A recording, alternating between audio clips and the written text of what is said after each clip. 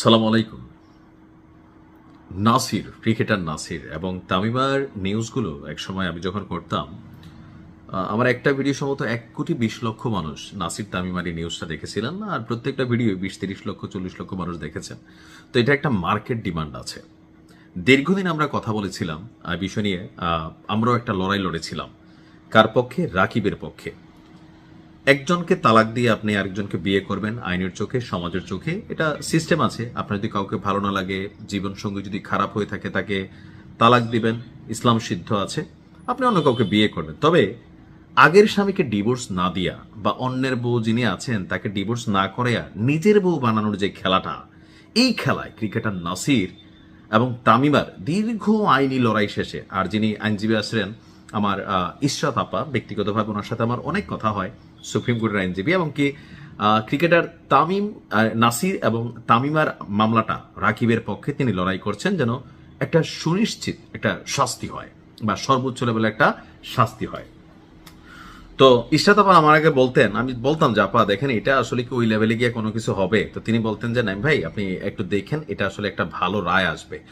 তো সেই দিনক্ষণ শেষে আইনিভাবে বিচ্ছেদের আগেই নতুন করে বিয়ে করার অভিযোগে ক্রিকেটার নাসির হোসেন এবং তার স্ত্রী তামিমা সুলতানার বিরুদ্ধে যে মামলা হয়েছিল, সেই মামলার যিনি আইনজীবী ইশরাত আপা, তার বক্তব্য হচ্ছে যে বাংলাদেশ আইনের দণ্ডবিধির 497 ধারা অনুযায়ী যদি কোনো ব্যক্তি অন্যের স্ত্রীর সঙ্গে সেই নারীর সম্মতি সাপেক্ষে সম্পর্ক স্থাপন করেন তবে তা হবে ব্যভিচার। এর শাস্তি সর্বোচ্চ 5 বছরের কারাদণ্ড। এছাড়া 498 ধারায় আরো 2 বছরের সাজার বিধান রয়েছে, অর্থাৎ আদালত চাইলে তাকে 7 বছরের সাজা দিতে পারেন। তো এই যে দীর্ঘ চলমান কত কিছু আইলো গেল, এই মামলা ঝুলা রইল, আগামী 10ই জুন এই মামলার রায় হতে যাচ্ছে। এখন ইশরাত আপার বক্তব্য যে এই মামলায় অভিযোগ প্রমাণিত হবে শতভাগ নিশ্চিত, আর ক্রিকেটার নাসিরের 7 বছরের কারাদণ্ড হতে যাচ্ছে। এর পাশাপাশি একই দণ্ডে দণ্ডিত হতে পারে তার স্ত্রী তামিমা সুলতানাও। এখন রায় জজ সাহেব 10 তারিখ কি দিবে আমরা কি আগে থেকে জানি না, তবে যিনি এই মামলার আইনজীবী, তো ইশরাত, তার বক্তব্যটা আজকে গণমাধ্যমে আমি দেখলাম যে গত 6 মে এটা নিয়ে একটা শুনানি হয়েছিল। বাংলাদেশে তো অনেক ইস্যুর আড়ালে এই বিষয়গুলো হয়তো এতটা আলোচিত না। তো আপনার আগামী 10ই জুন যে রায়টা হবে, এই তারিখটা ঠিক করেছেন ঢাকা চিফ মেট্রোপলিটন ম্যাজিস্ট্রেট আদালতের যিনি বিচারক আছেন। তো শুনানিতে নাসির তামিমার সর্বোচ্চ শাস্তি প্রার্থনা করেছেন আইনজীবী এবং বাদীপক্ষ। অন্যদিকে নাসির তামিমার যে আইনজীবী, তারা নিজেদেরকে নিরপরাধ দাবি করেছেন। তো এখন আইনজীবী ইশরাতের যার বক্তব্য যে না, এখন এই মুহূর্তে তার এই রায়টা হওয়ার সম্ভাবনাই সবচেয়ে বেশি। তবে রায় 10 জুন আমাদের সম্মানিত যিনি বিচারক আছেন তিনি দিবেন।